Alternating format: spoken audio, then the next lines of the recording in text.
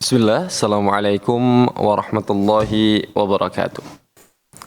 Alhamdulillah, salatu wassalamu ala rasulillah wa ala alihi wa sahbihi wa mawalah. Wa la hawla wa la quwwata illa billah ma ba'd. Ma'asyarul muslimin, rahimani wa rahimakumullah, para pemirsa Fata TV yang insyaAllah dimuliakan oleh Allah Azza wa Jalla. Ahlan wa sahlan wa marhaban bikum, kami ucapkan kepada seluruh pemirsa Fata TV dimanapun Anda berada, semoga selalu dalam lindungan Allah Azza wa Jalla. Ya, Alhamdulillah, senang sekali rasanya masih bisa menyapa kembali para pemirsa Fata TV yang insyaAllah dimuliakan oleh Allah Azza wa Jalla melalui program Live Interaktif Fata TV. InsyaAllah pada kesempatan kali ini kita akan bersama Ustaz Dr. MH Hasan Ayatullah Fidallahu Ta'ala dengan bertemakan hidup indah dengan sunnah. Ya, perlu diketahui bahwasanya program Live Interaktif Fata TV memungkinkan bagi para pemirsa nantinya untuk bisa bertanya langsung kepada Ustaz Dr. MH Hasan Ayatullah yang berkaitan dengan tema yang telah kita tentukan pada kesempatan kali ini. Jadi bagi para pemirsa yang nantinya ingin bertanya bisa menghubungi nomor layanan kami. Ya, yang insya Allah akan kami sampaikan setelah kita menyapa Al-Ustaz Dr. MH Hasan Ayatullah yang telah terhubung dengan studio Fata TV Jakarta. Mari sama-sama coba kita sapa beliau terlebih dahulu. Ya, Assalamualaikum warahmatullahi wabarakatuh, Ustaz. Waalaikumsalam warahmatullahi wabarakatuh. Ahlan wa sahlan, Ustaz Fajar. Ahlan bikum, Ustaz. Gimana kabarnya, Ustaz? Sehat, Ustaz ya? Alhamdulillah. Semoga antum dan semua pemirsa demikian pula. Barakallahu fiikum. Barakallahu fiikum. Ustaz, insyaallah kita akan meminta kesediaan waktu Ustaz selama 1 jam mendatang untuk kemudian menjawab pertanyaan-pertanyaan para pemirsa Fata TV tentunya, Ustaz. Bismillah, barakallahu fiik. Allahumma barik. Baik, Ustaz. Ya, seperti yang telah kami sampaikan sebelumnya, bahwasanya program Live Interaktif Fata TV memungkinkan bagi para pemirsa untuk bisa bertanya langsung, dan bagi para pemirsa yang ingin bertanya nantinya bisa menghubungi nomor layanan Live Interaktif Fata TV di 70006087. Kami ulangi sekali lagi, bagi para pemirsa Fata TV yang ingin bertanya langsung kepada Al-Ustaz Dr. MH Hasan Ayatullah bisa menghubungi nomor layanan kami di 082170006087. Syukran, jazakumullahu khairan. Dan ya, sebelum kita mulai program Live Interaktif kali ini, kami juga ingin mengajak para pemirsa untuk bisa berjuang bersama kami menyebarkan dakwah Islam ini melalui rekening aktif yang bisa Anda saksikan di layar kaca televisi Anda semuanya. Ya.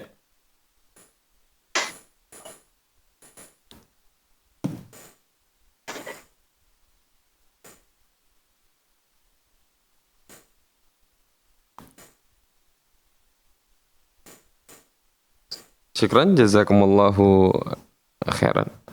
Baik.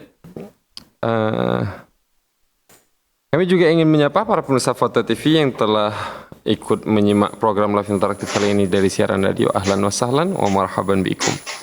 Baik. Dan ya, kita tidak memperpanjang lagi mukadimah karena pertanyaan juga yang telah masuk di website Dewan Redaksi cukup banyak, Ustaz. Jadi kita akan optimalkan waktu kita untuk kemudian langsung memulai program Live Interaktif kali ini. Dan bagi para pemirsa yang ingin bertanya, bisa langsung menghubungi nomor layanan kami yang telah kami sebutkan sebelumnya. Baik. Bagaimana, Ustaz? Apa kita buka dengan nasihat atau langsung pertanyaan saja, Ustaz? Ala rahatik. Ala rahatina. Baik, insyaallah. Baik, mungkin supaya lebih optimal waktunya kita akan langsung bacakan pertanyaan saja, Ustaz ya. Baik. Assalamualaikum warahmatullahi wabarakatuh. Pertanyaan pertama, Ustaz, dari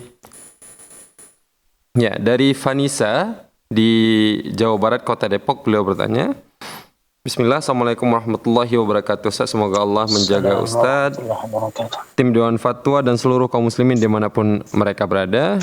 Izin bertanya, Ustaz, bagaimana hukumnya memberikan zakat fitri kepada sanak saudara yang meninggalkan sholat? Dan bagaimana hukumnya jika kami 6 orang anggota keluarga memberikan zakat fitri kepada 1 orang yang sama? Apakah sah, Ustaz? Syukran, jazakumullahu khairan.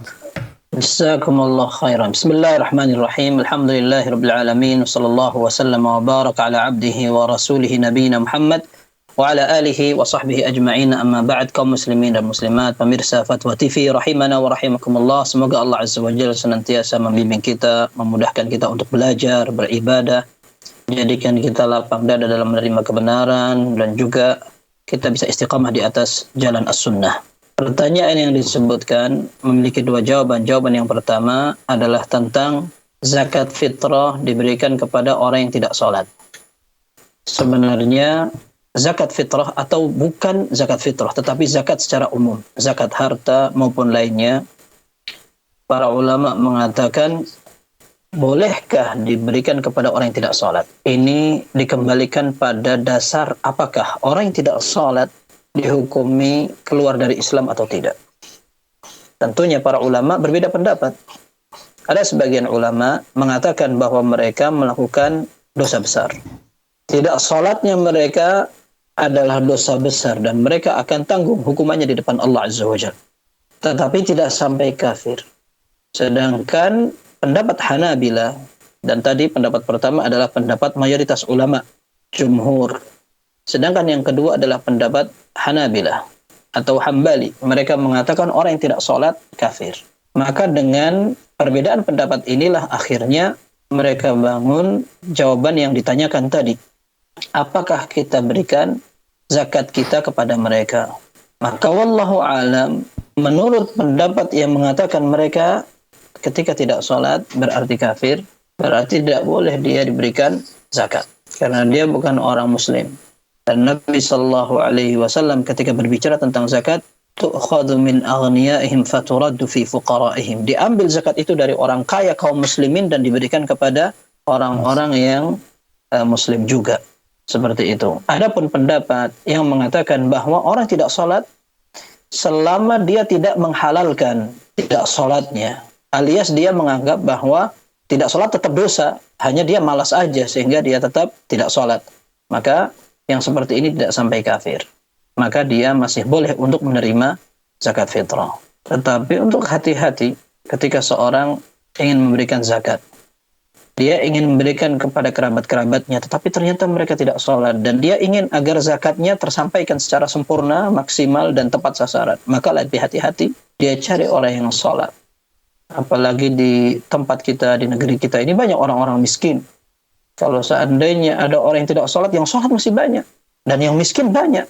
Coba lihat di jamaah masjid, orang yang tidak mampu masih banyak, sehingga ketika kita prioritaskan mereka, ini akan lebih menjamin keselamatan zakat yang kita berikan. Adapun keluarga, kalau seandainya kita ingin agar mereka bisa mendengar, dinasehati, agar kita bisa membantu mereka menjalin hubungan dan menjaga keharmonisan, maka kita berikan dari sedekah umum, secara umum sedekah yang tatawwu', nafilah, atau yang sunnah. Seperti itu, sehingga tidak perlu kita khawatir untuk mempertanyakan apakah zakat kita tersalurkan atau tidak. Ini yang pertama. Yang kedua, tadi pertanyaan seandainya zakat 6 orang diberikan kepada 1 orang. Kita katakan kalaupun dibalik juga sama hukumnya. Zakat 1 orang diberikan kepada 6 orang. Mungkin apa tidak? Mungkin. Kalau seandainya orang kaya dan dia memberikan zakat zakat harta, lalu zakatnya banyak karena dia kaya, lalu akan dibagi menjadi 6 orang, bahkan 10 orang, bahkan banyak orang, tidak apa-apa. Para ulama mengatakan tidak masalah. Sebagaimana kalau ada orang ingin membayar zakat fitrah atau zakat mal kepada 1 orang pun tidak mengapa. Wallahu a'lam bis-shawab. Assalamualaikum warahmatullahi wabarakatuh. Syukran jazakumullahu khairan atas jawabannya.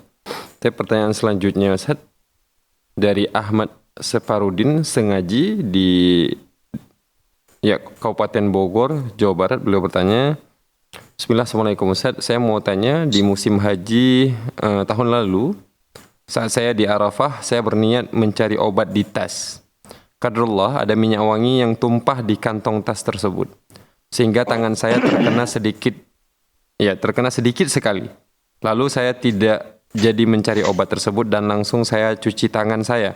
Apakah hukumnya yang berlaku untuk saya Ustaz? Mohon pencerahannya. Terkena sedikit apa? Minyak wangi, Ustaz. Ya. Baik. Memang orang yang ihram, entah melaksanakan umrah atau haji, dia tidak boleh menggunakan minyak wangi. Tetapi seandainya tidak sengaja atau tidak tahu, lalu begitu diingatkan, dia segera meninggalkan atau dia menyelesaikan urusan dengan minyak wangi, maka aman. Ihramnya sah, tidak mengapa.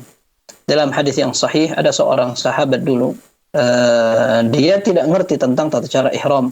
Dia tahu tata cara haji, tetapi kalau umrah bagaimana dia nggak ngerti.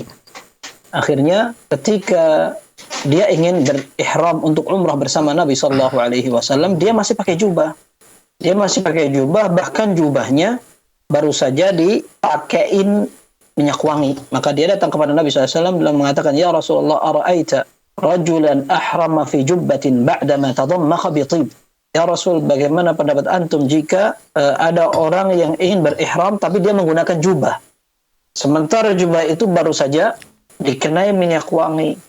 Maka Nabi Sallallahu Alaihi Wasallam menyatakan, pertama beliau tidak langsung jawab, tapi setelah itu beliau menunggu sebentar. Ternyata ada wahyu, lalu beliau mengatakan, Aina sa'ilu 'anil umrati anifan? Mana orang yang tadi bertanya tentang umrah atau ihram? Setelah itu beliau mengatakan, Amma at-tibul ladzi bika faghsilhu 3 marrat. Adapun bau wangi yang tadi kamu tempelkan di badanmu atau di bajumu, cuci 3 kali sehingga bersih. Wa ammal jubbah fanza'ha. Adapun jubah itu kamu harus lepas. Kamu lepas, kamu pakai seperti orang berihram. Seperti itu. Intinya, untuk orang yang menggunakan minyak wangi, kemudian dia tidak ngerti atau dia tidak sengaja, insya Allah tidak mengganggu keabsahan ihramnya, dengan catatan setelah dia tahu, dia segera membersihkannya seperti yang ditanyakan tadi. Wallahu a'lam bissawab. Assalamualaikum ilaikum wa barakallahu fikum Ustaz. Syukran jazakumullahu khairan atas jawabannya. Ya, kita akan lanjutkan ke pertanyaan selanjutnya, Ustaz. Pertanyaan selanjutnya dari Ismana di Kabupaten Bogor lagi, Ustaz. Beliau bertanya, apa hukumnya memakai parfum bagi wanita bersuami jika keluar rumah, Ustaz? Syukran jazakallahu khairan. Wa jazakumullahu khairan. Jawabannya 2. Yang pertama, seorang wanita yang berhias di depan mahramnya maka tidak mengapa. Bahkan ini dianjurkan di depan suaminya terlebih. Dan memang wanita dijadikan sebagai makhluk yang lebih bagus dan ideal untuk berhias, untuk orang-orang yang halal tentunya. Adapun seandainya dia gunakan untuk orang yang tidak mahram, maka ini tercela sekali. Ini tercela sekali. Dengan demikian, jawaban kedua didasarkan pada jawaban yang pertama. Jika seandainya dia keluar rumah, untuk siapa? Untuk orang-orang yang mahram. Atau untuk kaum wanita yang memang dia akan adakan acara bersama mereka dengan kondisi terpisah dari laki-laki yang tidak mahram. Seperti kebiasaan di beberapa tempat orang-orang yang sudah mengenal Islam dengan benar, akhirnya mereka pun berdandan di rumah, lalu dia keluar menggunakan pakaian lain yang tidak menunjukkan mencoloknya atau hiasannya. Setelah itu dia naik mobil, kemudian dari mobil dia masuk ke gedung yang khusus untuk perempuan, lalu dia tampil di tengah-tengah kaum wanita. Maka tidak mengapa, dia menggunakan minyak wangi, dia mau berhias sekalipun tidak masalah. Akan tetapi jika seandainya dia keluar melewati masa yang campur laki dan perempuan, maka tidak boleh. Bahkan ada hadis yang khusus menjelaskan tentang masalah ini. Nabi Sallallahu Alaihi Wasallam sampai mengatakan, ayyuma imra'atin ista'tarat thumma marrat ala qaumin liyajidu rihaha fahiya zaniyah.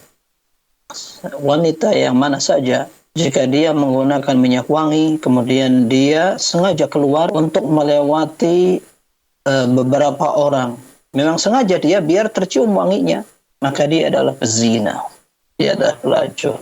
Sebagian ulama mengatakan bahwa bukan berarti dia seperti pelacur itu, akan tetapi tindakannya dengan memicu fitnah yang akan bisa menjerumuskan orang ke dalam perzinaan, ini yang sampai ditegur sekali oleh Nabi Sallallahu Alaihi Wasallam. Catatannya berarti 2. Yang pertama, Nabi Sallallahu Alaihi Wasallam mengisyaratkan bahwa ini jelek sekali, ini seperti pelacur. Yang kedua, catatannya adalah hal semacam ini bisa menjadi jalan untuk mendekatkan kepada perzinaan. Wanita berdandan, bersolek, atau bahkan menggunakan minyak wangi. Apa alasannya? Agar orang lain tidak melihat bau badannya atau mendapatkan bau badannya. Biar mendapatkan bau wanginya. Maka yang seperti tidak boleh. Tidak boleh. Sehingga hadis tadi menjadi tahdzir atau peringatan yang keras agar seorang wanita berhati-hati dalam masalah semacam ini. Wallahu a'lam bishawab. Syukran Ustaz, jazakumullahu khairan atas jawabannya. Pertanyaan selanjutnya Ustaz dari Yuliana di Kota Jakarta Selatan. Beliau bertanya, ya, izin bertanya Ustaz, terkadang ketika sholat saya lupa di rakaat pertama saya melakukan tahiyat awal dan saya melakukan sujud sahwi di akhir. Pertanyaan saya, apakah di rakaat kedua saya melakukan tahiyat awal lagi atau tidak usah dan hanya cukup ditambahkan sujud sahwi saja? Ustaz, syukran, jazakumullahu khairan Ustaz. Wa jazakumullahu khairan. Apa yang antum lakukan dengan melaksanakan sujud sahwi itu sudah tepat. Karena orang yang lupa dalam salatnya disyariatkan atau disunnahkan untuk melaksanakan sujud sahwi. Dan sujud sahwi ini dilakukan jika dia melaksanakan salat, dia mengerjakan tambahan yang itu bukan yang sesungguhnya atau yang sebenarnya dilakukan. Atau nambah bacaan, nambah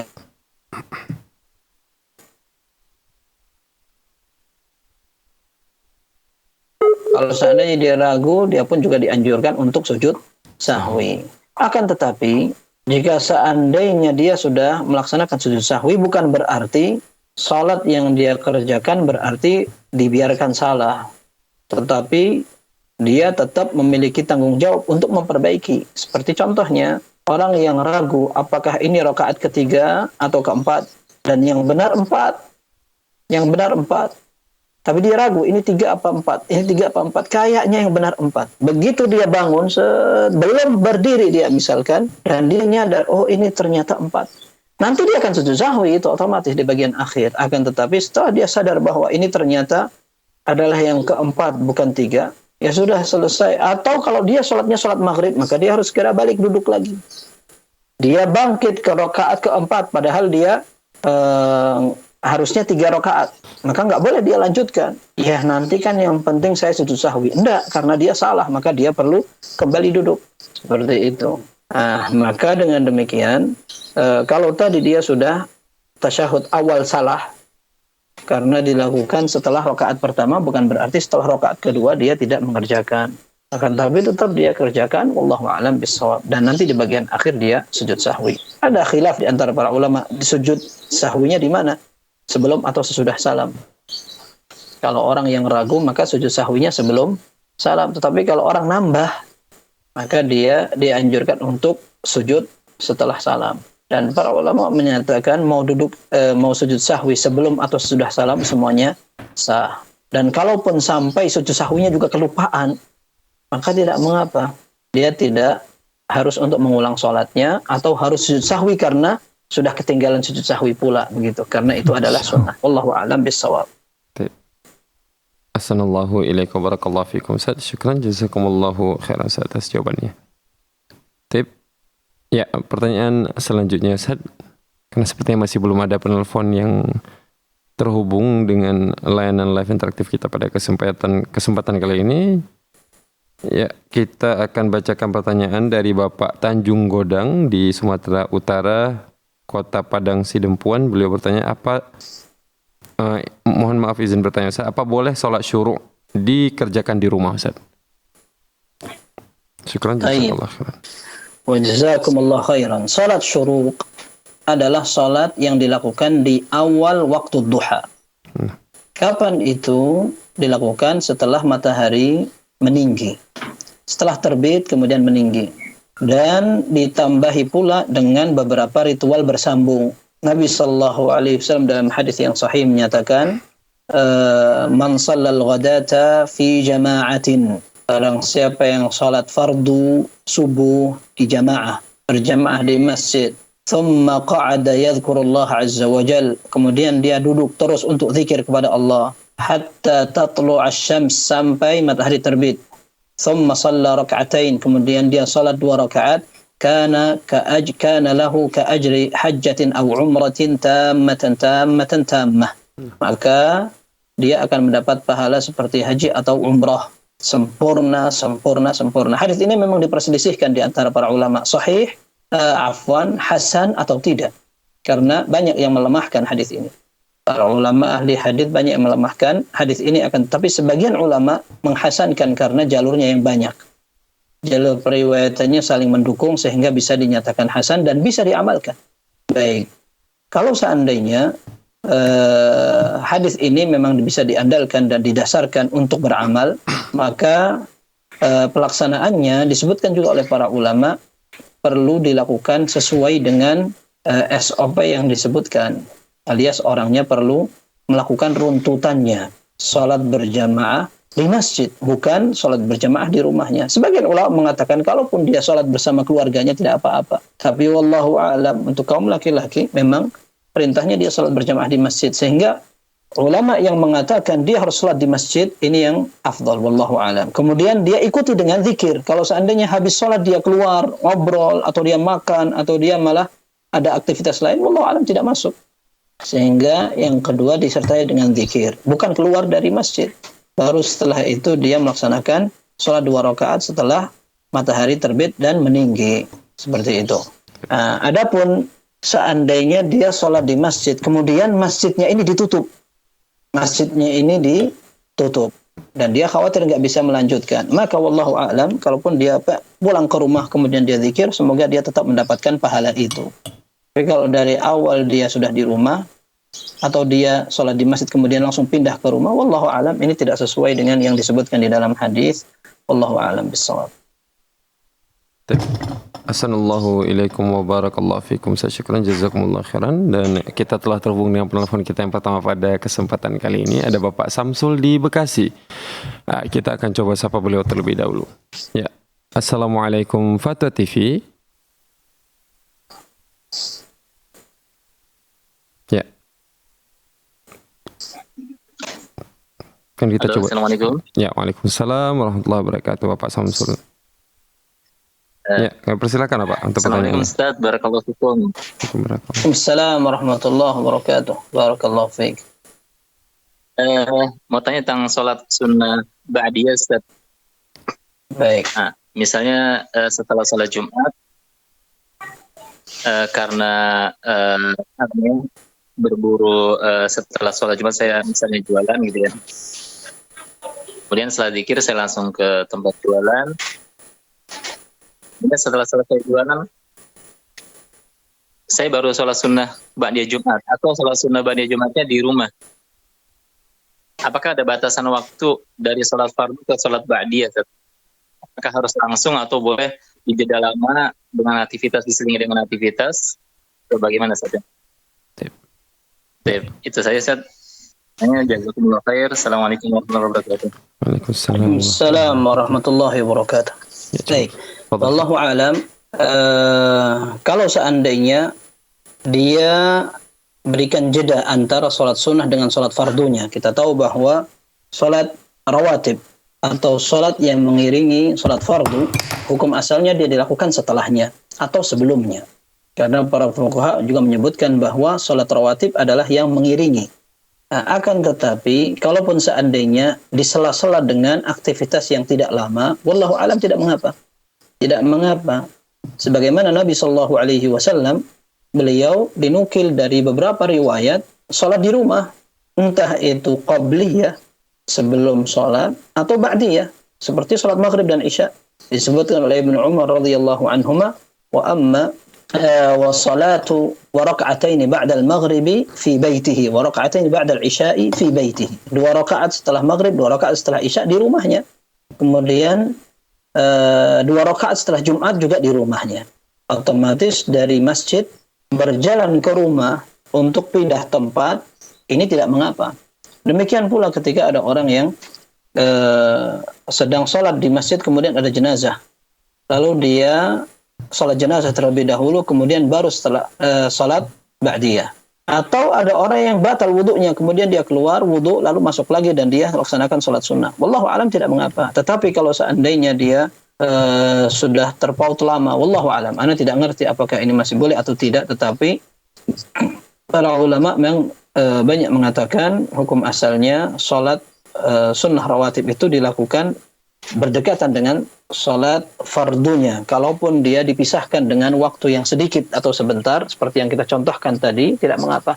Tapi kalau seandainya sampai lama, wallahu a'lam. Assalamualaikum ilaikum wa barakallahu fikum. Syukran jazakumullahu khairan atas jawabannya. Ya, dan kami juga ucapkan jazakumullahu khairan kepada Bapak Samsul yang telah membersamai acara ini. Ya, pertanyaan selanjutnya Ustaz, kita akan coba bacakan pertanyaan lanjutan dari website Dewan Redaksi Ustaz. Pertanyaan dari Halimah di DKI Jakarta. Mohon maaf maksud kami di daerah istimewa Yogyakarta, Kabupaten Sleman. Beliau bertanya, bagaimana hukumnya seorang akhwat berolahraga di tempat umum atau di luar rumah? Misalnya lari, jogging, bersepeda di lapangan, atau di jalan umum, atau di sekitar tempat tinggal. Insya Allah selalu berpakaian syar'i dan ditemani mahram. Syukran, jazakumullahu khairan. Jazakumullahu khairan. Baik, kalau seandainya dia keluar di tempat umum, itu sepi, tidak ada orang, tidak apa-apa, ya, tidak apa-apa. Dan sebenarnya keluar di tempat umum, dia tidak wajib untuk ditemani mahram, karena mahram ini disebutkan oleh para ulama diperintahkan ketika dia safar atau berjalanan jauh, atau ketika dia akan berduaan dengan laki-laki yang tidak mahram, baru dia harus ditemani oleh mahram. Karena Nabi SAW menyatakan, la yakhluwanna rajulun bimra'atin illa ma'adhi mahramin, wa la tusafiru illa ma'adhi mahram. Tidak boleh seorang wanita berkhalwah dengan laki-laki yang bukan mahram kecuali temani mahram, dan tidak boleh dia safar kecuali dengan mahram. Adapun cuman keluar, maka dia sebenarnya tidak syarat untuk ditemani mahram. Itu. Kemudian yang kedua, kalau seandainya dia keluar tidak dilihat oleh orang lain, maka tidak mengapa. Ya. Hanya kalau seandainya dia dilihat oleh orang lain, meskipun dia bersama mahram, maka ini tidak pantas. Simak hadis Nabi sallallahu alaihi wasallam ketika menyatakan al-mar'atu 'auratun fa idza kharajat istashrafaha syaitan. Seorang wanita adalah aurat, apabila dia keluar maka setan akan memperindahnya. Setan itu akan mempercantik dia sehingga menjadi fitnah. Dia biasa saja tapi ketika keluar dia akan menjadi godaan untuk orang laki-laki lain. Apalagi jika seandainya disertai dengan gerakan. Ya. Menggunakan pakaian syar'i maksudnya bagaimana? Dengan tetap jilbab besar, pakaian yang menutupi anggota badan. Tapi kalau dia lari, apakah kira-kira anggota badan ini akan terlihat atau terpelihara, tertutup? Maka setidaknya seorang perlu menjaga seperti ini. Dulu Aisyah radhiyallahu anha pernah balapan lari oleh Nabi sallallahu alaihi wasallam. Akan tapi bukan di depan para sahabat. Para sahabat diperintahkan oleh Nabi SAW untuk duluan. Ketika Nabi SAW akhirnya berjalan di bagian akhir dengan Aisyah radhiyallahu anha, baru keduanya lari bersama. Akan tapi tidak di depan orang. Adapun zaman sekarang misalkan fitnah sudah semakin besar, kemudian ada orang jogging, naik sepeda, atau bahkan melakukan aktivitas lain dan dilihat oleh orang, maka untuk lebih afdal dan selamatnya seorang bisa menahan seperti itu. Wallahu a'lam bishawab. Assalamualaikum warahmatullahi wabarakatuh. Kita telah terhubung dengan penelpon kita yang selanjutnya. Saat ada Bapak Ahmad di Riau. Kita akan coba sapa beliau terlebih dahulu. Assalamualaikum Fatwa TV. Ya, Assalamualaikum Ustaz. Assalamualaikum warahmatullahi wabarakatuh. Fadhal Pak. Pertanyaannya. Begini Ustaz. Yang mau saya tanyakan, zikir setelah sholat itu membaca Al-Fatihah. Kalau di tempat saya itu biasanya membaca Al-Fatihah, membaca surat Ali Imran ayat 25-26. Saya pernah dengar di kajian itu tidak ada hadisnya. Bagaimana kalau kita baca itu, Ustaz, apa hukumnya?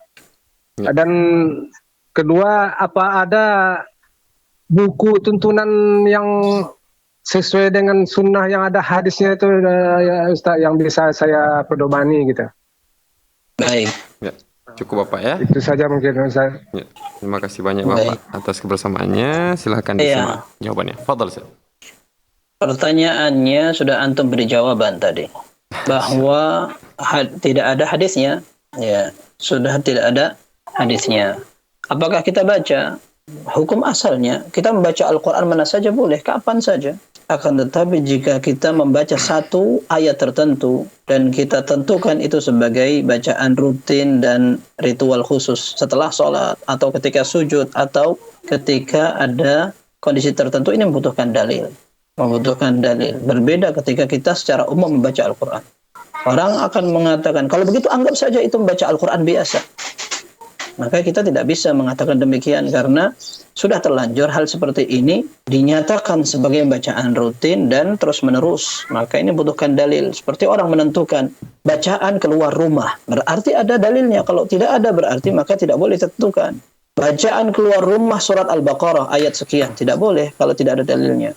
Seperti itu. Maka yang lebih afdal seorang mencari dalil lalu dia praktekkan. Dan yang sunnah banyak sekali yang kita baca, dari istighfar, kemudian tahlilnya, kemudian subhanallah, alhamdulillah, Allahu akbar, kemudian ada bacaan al-ikhlas, al-falaq, an-nas, meskipun ada sebagian ulama mempertentangkan itu, apakah itu juga sahih atau tidak sahih dalilnya. Kemudian ayat kursi, ya, itu dibaca setelah sholat.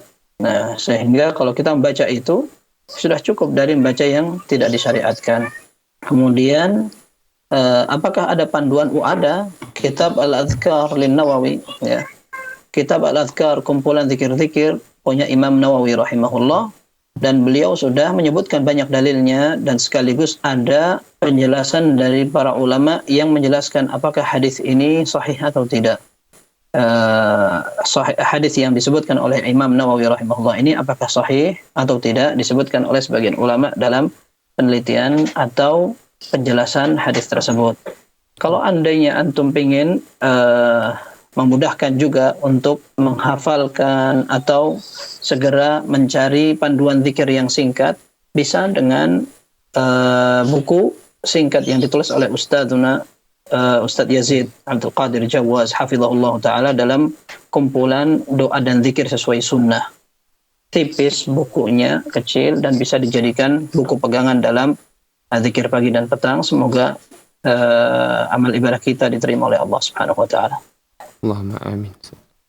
Syukran jazakumullah khairan atas jawabannya, dan kami ucapkan juga jazakumullah khairan kepada Bapak Ahmad atas kebersamaannya. Baik. Ya.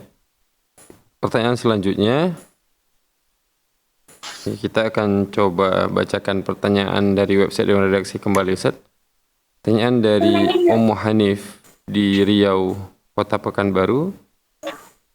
Beliau bertanya, ya, semoga Allah senantiasa menjaga Ustaz dan seluruh kaum muslimin dimanapun berada.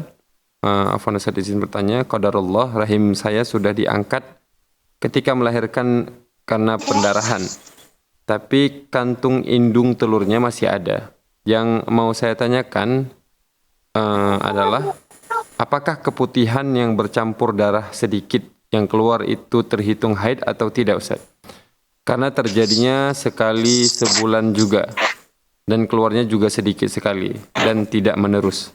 Terkadang keluarnya setelah saya berhubungan dengan suami di malamnya, Ustaz. Syukran jazakumullah khairan. Jazakumullah khairan. Baik, orang yang namanya disteril atau diangkat rahimnya, banyak yang mengatakan kalau memang itu betul-betul dilakukan, biasanya haid sudah tidak akan terjadi. Karena haid itu merupakan pembuahan yang gagal. Pembuahan yang tidak jadi, maka jadilah darah haid. Kalau seandainya jadi, maka jadilah hamil. Sehingga kalau rahim itu sudah diangkat, terkadang indung telur masih tersisa, dan para pakar kesehatan praktisi mengatakan memang indung telur yang tersisa pun ada manfaatnya, tetapi biasanya sudah tidak akan membuahkan darah haid lagi. Sehingga kalau seandainya ada yang muncul di hari-hari biasa, sebagian ulama kontemporer mengatakan bahwa itu bukan dihukumi darah haid, tetapi juga tidak dihukumi darah istihadah. Darah istihadah adalah darah penyakit. Hanya barangkali lebih erat seperti darah istihadah daripada dengan darah haid. Alias darah itu tidak menghalangi ibadah seorang wanita tersebut. Dan itu barangkali lebih konkret lagi jika disamakan dengan sekedar keputihan yang keluar dari beberapa kaum wanita karena kecapean atau karena memang kebiasaan dan semacamnya. Dan ini pernah disampaikan oleh Ummu Athiyyah radhiyallahu anha ketika beliau mengatakan kunna la na'uddu as-sufrata wal qudrata ba'da at-tuhri syai'an.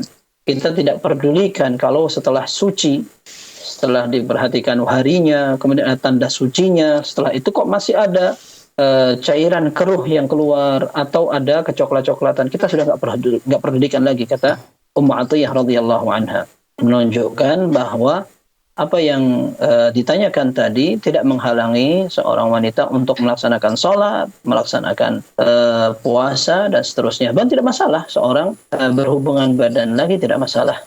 Hanya ketika akan sholat dia perlu membersihkan tempat keluarnya. Kemudian dia perlu berwudu karena yang keluar dari tempat itu membatalkan wudu sebagaimana ditegaskan oleh banyak ahli fikih. Wallahu a'lam bishawab.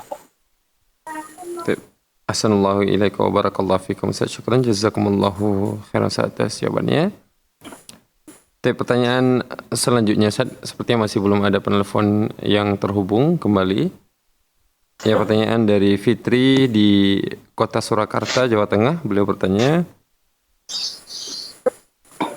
bagaimana hukumnya jika kita sholat di masjid yang masih proses pembangunannya, jadi akhwatnya sholatnya terpisah 2 rumah dari masjid, Ustaz. Ada speaker agar bisa mendengar suara imam.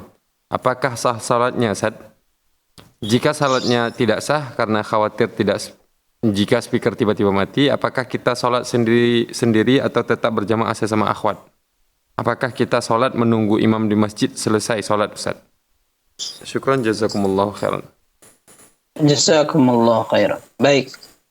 Sholat bermakmum tapi safnya terputus. Ini khilaf di antara para ulama. Yang banyak disampaikan adalah apabila sholat itu sampai di luar tempat karena tempatnya tidak cukup. Kemudian safnya tersambung. Kalau seandainya bersambung maka tidak mengapa. Selama saf itu bersambung, biarpun dia keluar sampai di jalan raya, sampai di tanah lapang, sampai di bangunan lain, tetapi saf masih tersambung, aman. Para ulama tidak mempermasalahkan. Hanya paling yang dipermasalahkan kalau dia di Masjid Al-Haram dan Masjid Nabawi. Di sana ada pelipat gandaan pahala. Lalu saf yang nyambung dan mereka di luar lapangan ini bagaimana? Atau di luar tempat lingkup Masjid Nabawi, ya, Masjid Haram atau Masjid Nabawi. Para ulama mengatakan pahala jamaahnya kena, tetapi pahala pelipat gandaannya yang tidak kena. Seperti itu. Tetapi pembahasan kita kalau seandainya di masjid yang safnya tidak bersambung, seperti tadi disebutkan sampai di bangunan berbeda. Para fuqaha mengatakan sebagian mereka tetap boleh kalau dia masih bisa memperhatikan sholat imam. Dia bisa mendengar suara atau dia bisa melihat gerakan. Atau dia bisa menjadikan shaf yang di depannya dalil. Contohnya karena masjid ini penuh, kemudian di belakang masjid ada sungai atau jalan. Lalu dia sholat di belakang jalan atau belakang sungai itu. Maka sebagian ulama mengatakan boleh.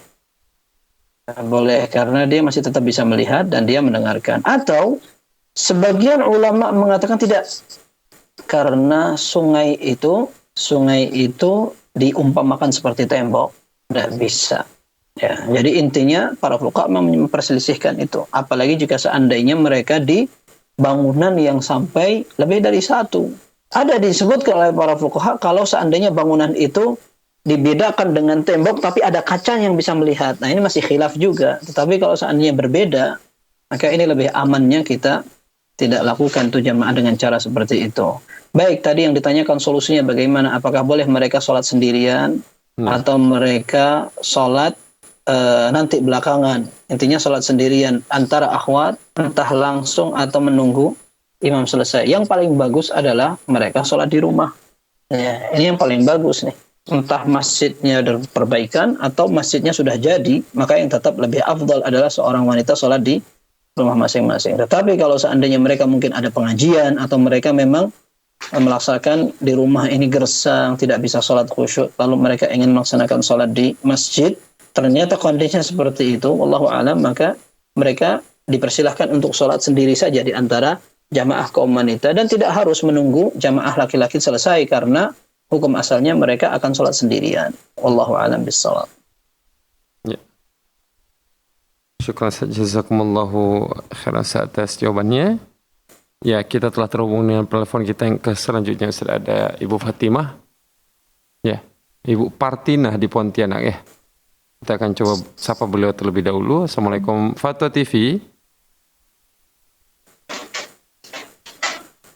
Ya, Masya Allah. Ternyata terputus Ustaz koneksinya dengan kita. Jadi kita akan coba optimalkan waktu dengan membacakan pertanyaan yang telah masuk di website Dewan Redaksi. Baik, kalau nanti bisa tersambung lagi, kita dahulukan aja. Baik, insyaAllah. Silakan kepada Ibu Partina untuk bisa menghubungi kembali, supaya nanti kita akan coba hubungkan dengan Ustaz. Tapi pertanyaan selanjutnya dari Fakhrul di Riau. Izin bertanya Ustaz, jika saat sujud telapak tangan saya terhalang sampah kecil, misalnya sampah permen, apakah salat saya sah Ustaz? Syukran, jazakumullahu khairan. Jazakumullahu khairan. Baik, sholat yang semacam itu tidak mengapa, tidak bermasalah dan tidak terlalu berefek karena sampah itu kecil sekali. Bahkan para fuqaha menyatakan bukan hanya sekedar sampah. Seandainya dia menggunakan kain, ya, dia menggunakan kain sajadah atau karpet, maka tidak mengapa itu. Tidak mengapa. Apa bedanya dia sholat di atas tanah sekaligus, kemudian sebagiannya pakai sajadah. Bahkan ada beberapa riwayat Al-Hasan Al-Basri rahimahullah menyebutkan kana ashabu Rasulullah sallallahu alaihi wasallam yusalluna 'ala al-ard wa aydihim fi thiyabihim. Mereka sujud di atas tanah, ya, mukanya langsung di atas tanah, akan tapi rupanya tangan mereka di bajunya. Wallahu alam, karena dingin bisa jadi sehingga tangan ini dimasukkan ke dalam baju. Ya, tetapi ternyata mereka tidak menganggap bahwa ini adalah hal yang membatalkan sholat.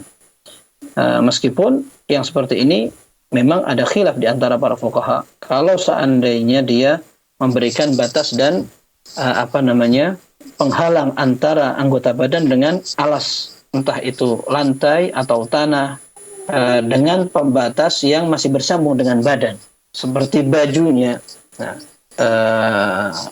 ini khilaf di antara sebagian fuqaha. Tapi sebagian fuqaha yang lain mengatakan tidak ada masalah.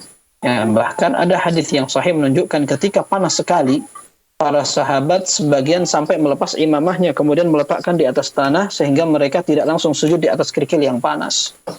Ya, seperti itu. Atau sujud di tanah yang berlumpur, akhirnya sebagian melepaskan bajunya atau pakaian imamahnya untuk dipakai sujud. Maka sebenarnya wallahu alam tidak mengapa. Wallahu alam bissawab. Syukran Ustaz, jazakumullah khairan atas jawabannya. Ya.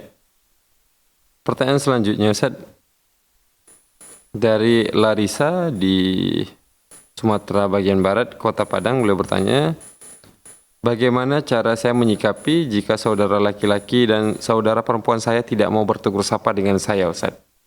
Ini sudah berlangsung selama bertahun-tahun. Saya sudah berusaha untuk memperbaiki hubungan tersebut, namun hubungan kami semakin buruk Ustaz. Mohon arahan dan nasihatnya Ustaz. Syukran, jazakallah khairan. Baik. Ini ada telepon yang bersambung, tapi seandainya kita berhasil untuk tersambung, kita prioritaskan. Ya. Baik. Sebelumnya kita katakan bahwa tidak menyapa adalah tindakan yang dilarang. Nabi sallallahu alaihi wasallam menyatakan la yahjur muslimun akhahu fawqa thalath yaltaqiyani fayu'ridu hadha wa yu'ridu hadha wa khairuhuma alladhi yabda'u bis salam. Tidak pantas seorang muslim tidak menyapa saudaranya lebih dari 3 hari. Dan sebaik-baik ini mereka dua-duanya bertemu, kemudian yang ini berpaling, yang ini juga melengos istilahnya, sampai tidak menunjukkan muka dan semacamnya. Ini tidak boleh. Justru orang yang paling bagus di antara keduanya adalah orang yang menyapa dulu dengan ucapan salam. Dan ketika ada orang yang sudah berusaha untuk menyambung silaturahim, memperbaiki hubungan, tetapi ternyata dia tidak mendapatkan jawaban dan permusuhannya berlangsung terus, maka tidak mengapa dia sudah melaksanakan apa yang menjadi kewajibannya. Sementara tindakan orang lain dia tidak diminta atau dituntut untuk bertanggung jawab. Ya. Kalau seandainya dia punya kesalahan, maka dia perlu evaluasi kesalahannya. Bisa jadi mereka menghajar atau membiarkan dia tidak disapa karena kesalahan dia yang harus diperbaiki. Tetapi kalau seandainya masalahnya adalah masalah yang sepele atau memang ternyata tidak terlalu bermasalah atau masalahnya ada pada mereka, maka selama ini sudah dilakukan tadi, insya Allah antum mendapatkan pahala. Bahkan sikap mereka keras kepala dan bersikukuh untuk menjaga, melestarikan permusuhan ini seperti merendahkan diri mereka sendiri. Bahkan usaha kita untuk memperbaiki itu semakin mengkerdilkan mereka. Dalam hadis yang sahih, dalam Sahih Muslim kalau tidak salah, seorang sahabat datang kepada Nabi SAW, "Ya Rasulullah, inna li akhan aw qarabatan asiluhum wa yaqta'unani." Ya Rasul, saya ini punya kerabat. Aku berusaha untuk menyambung hubungan dengan mereka, tapi mereka memutuskannya. Uhsinu ilaihim wa yusi'una ilai. Aku berusaha berbuat baik kepada mereka, tapi mereka berbuat buruk kepadaku. Wa ahlumu anhum wa hum yajhaluna alai. Aku berusaha memikirkan kebaikan untuk mereka, tapi mereka ternyata mencuekkan saja. Maka Nabi SAW menyatakan, in kunta kama qult faka'annama tusiffuhumul mal. Kalau kamu seperti yang kamu ceritakan, kamu ini sebenarnya sudah benar, dan bahkan kamu sedang menghina mereka, seolah-olah kamu memasukkan pasir panas ke mulut mereka. Maksudnya bagaimana? Mereka ini salah dan mereka ngerti. Lalu kamu berbuat baik sama mereka dan mereka seperti sudah dijewer lagi begitu. Ternyata mereka masih belum mengakui kesalahannya. Ini seolah-olah dia semakin terdesak begitu. Seperti orang yang disuapin dengan pasir yang panas. Wa ma zala 'alaika minallahi dhahirun ma dumta 'ala dzalik. Dan kamu masih terus ditolong oleh Allah selama kamu melakukan tindakan tersebut. Oleh karenanya, selama kebaikan itu adalah hal yang syar'i, tidak mengapa, sampaikan saja dan perbanyak ucapkan salam, beri hadiah. Dan Nabi SAW menyatakan, ala adullukum ala syai'in idza fa'altumuhu tahabbtum afshus salam bainakum. Mau nggak aku kasih trik biar kalian bisa saling mencintai? Sampaikan salam sudah, sampaikan salam. Mereka tidak jawab, tidak ada masalah, salamin. Dan itu yang Allah akan atur, karena memang itu adalah trik untuk merukunkan kembali keharmonisan hubungan. Wallahu a'lam bishawab. Assalamualaikum warahmatullahi wabarakatuh. Syukran jazakumullah khairan atas jawabannya. Ya, kita optimalkan waktu tersisa kita, Ustaz. Ya, ternyata kita telah terhubung dengan Ibu Partinah yang sempat terputus tadi, Ustaz. Di Pontianak ya, kita akan coba berikan kesempatan untuk beliau. Masya Allah, ternyata putus lagi, Ustaz. Masya Allah. Ternyata masih belum bisa terhubung untuk kesempatan kali ini, dan waktu kita juga tinggal sedikit lagi, Ustaz. Kita akan coba optimalkan untuk menjawab pertanyaan lain, Ustaz ya. Ya, pertanyaan dari Dwi Prasetyo di Jakarta, Kota Jakarta Pusat. Beliau bertanya, izin bertanya, Ustaz, apakah ada dalil yang menjelaskan bahwa imam selalu membacakan surat As-Sajdah di rakaat pertama dan surat Al-Insan di rakaat kedua pada setiap Jumat salat subuh? Dan imam selalu membacakan surat panjang pada setiap salat subuh. Kemudian adakah dalil imam menanggung dosa makmum, Ustaz? Syukran jazakumullahu khairan. Jazakumullahu khairan. Ini 3 pertanyaan ini. Nah, Ustaz,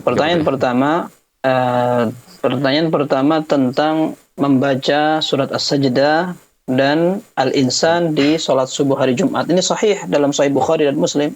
Dalam Sahih Bukhari dan Muslim dari hadis Abu Hurairah radhiyallahu an, kana Rasulullah sallallahu alaihi wasallam yaqra'u fi salatil fajr yawm al-jum'ati alif lam mim tanzilus sajdah wa hal ata 'alal insani hin min ad-dahr. Rasulullah sallallahu alaihi wasallam sering membaca 2 surat itu di salat subuh pada hari Jumat. Kemudian pertanyaan kedua, apakah ada dalil yang menunjukkan bahwa Nabi SAW selalu memanjangkan subuh? Iya, betul. Wa kana yaqra'u min 60 ila al-mi'ah. Kata sebagian sahabat, Nabi Shallallahu Alaihi Wasallam terbiasa di sholat subuh itu membaca 60 sampai 100 ayat. 60 sampai 100 ayat tidak diceritakan kalau ayatnya pendek-pendek.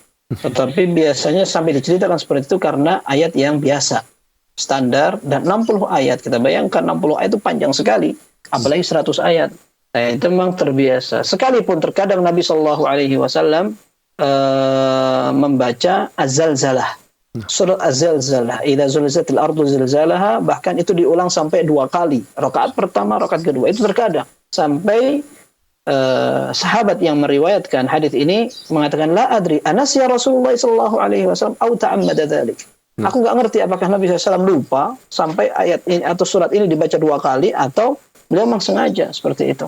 Nah, tetapi memang Nabi Shallallahu Alaihi Wasallam pun demikian, pernah membaca surat yang panjang atau bacaan yang panjang di sholat subuh. Memang ada dalil yang menunjukkan Nabi Shallallahu Alaihi Wasallam menyatakan, idza shalla ahadukum linnasi falyukhaffif fa inna fihim ad-dha'ifa was-saqima wa dzal hajah. Apabila salah seorang di antara kalian menjadi imam, hendaklah dia memendekkan salatnya karena di belakang itu ada orang yang punya kebutuhan, ada orang tua, ada orang sakit, ada anak kecil. Ya. Wa idza shalla li nafsihi falyutawwil ma syaa. Kalau dia salat sendirian mau panjang terserah dia gitu. Akan tetapi para ulama seperti Ibnu Rajab Al-Hambali, kemudian Syekhul Islam Ibnu Taimiyah, Ibnu Qayyim, mereka mengatakan bahwa yang paling sunnah adalah mencontoh Nabi Shallallahu Alaihi Wasallam. Beliau yang perintahkan kita untuk meringankan, lalu kita lihat bagaimana praktek beliau ketika menjadi imam. Nah, para ulama mengatakan sebagian, kalau seandainya makmumnya sudah kelihatan orang yang kuat-kuat, nah kita panjangkan tidak masalah. Tapi kalau seandainya kelihatan ada anak kecil, ada orang tua, atau ada orang yang mau safar, maka pendekkan. Tetapi sebagian ulama mengatakan kalau kita jadikan itu kaidah, ini juga repot karena orang nggak ngerti ketika sholat memang kuat-kuat semua. Tengah-tengah sholat ada orang masbuk sudah mau pingsan-pingsan dia. Tapi yang jelas semua ini bisa dijadikan kaidah bahwa kalau kita mau proporsional kita gabungkan semua dalil. Sesekali dipanjangkan, sekali dipendekkan, seperti itu, maka tidak mengapa. Kemudian tadi seandainya pertanyaan ketiga tadi apa? Adakah dalil imam menanggung dosa makmum, Ustaz? Iya, itu disebut oleh para fuqaha. Bukan maksudnya imam menanggung dosa makmum. Akan tetapi disebutkan dalam buku fikih, kalau seandainya makmum ini lupa, ketika dia menjadi makmum pada seorang imam, dia lupa atau dia ragu, maka dia tidak perlu sujud sahwi. Kalau imamnya tidak sujud sahwi, karena imamnya tidak ragu, yang ragu cuman makmumnya aja. Nah, maka dia sudah cukup mengikuti imamnya saja. Imamnya saja tidak ragu, kemudian imamnya juga tidak sujud sahwi, maka makmum yang tadinya ragu tidak perlu sujud sahwi. Sudah cukup dengan keyakinan yang dilakukan oleh imam itu. Adapun seandainya dia sehingga lepas dari dosanya, nanti semua sudah ditanggungkan sama imam, wallahu alam. Saya belum pernah mendengar hadis yang khusus dalam masalah itu. Wallahu a'lam bishawab. Ahsanallahu ilaikum wa barakallahu fikum. Syukran jazakumullah khairan atas jawabannya, Ustaz. Dan alhamdulillah kita telah di penghujung acara kita pada kesempatan kali ini, dan ya, atas berkat izin Allah Azza wa Jalla dan nikmatnya pula, alhamdulillah pada kesempatan kali ini kita berhasil menjawab lebih kurang 13 pertanyaan, Ustaz. Ada 11 pertanyaan dari website Dewan Redaksi dan ada 2 pertanyaan dari penelpon. Kami ucapkan syukran saja, jazakumullahu khairan atas waktu dan ilmu yang telah disampaikan kepada kita semua pada kesempatan kali ini, Ustaz. Baik. Wa'alaikum barakallah. Dan kami juga ucapkan syukran jazakumullahu khairan kepada seluruh para pemirsa Fata TV yang telah mengikuti program live interaktif kita pada kesempatan kali ini, terutama bagi para pemirsa yang telah mengirimkan pertanyaan-pertanyaannya melalui website Dewan Redaksi maupun melalui telepon. Ucapkan syukran jazakumullahu khairan atas kebersamaannya. Ya, dan kami sebelum kita tutup perjumpaan kita pada kesempatan kali ini, kami ingin mengajak kembali para pemirsa Fata TV untuk bisa berjuang bersama kami menyebarkan dakwah Islam ini melalui rekening aktif yang bisa Anda saksikan di layar kaca televisi Anda semuanya.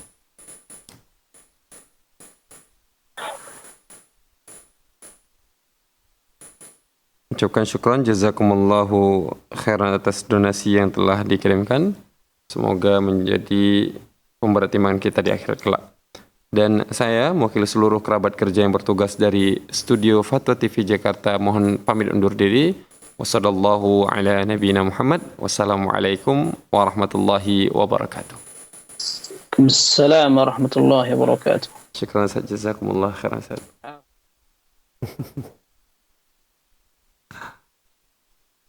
Ya, insyaallah.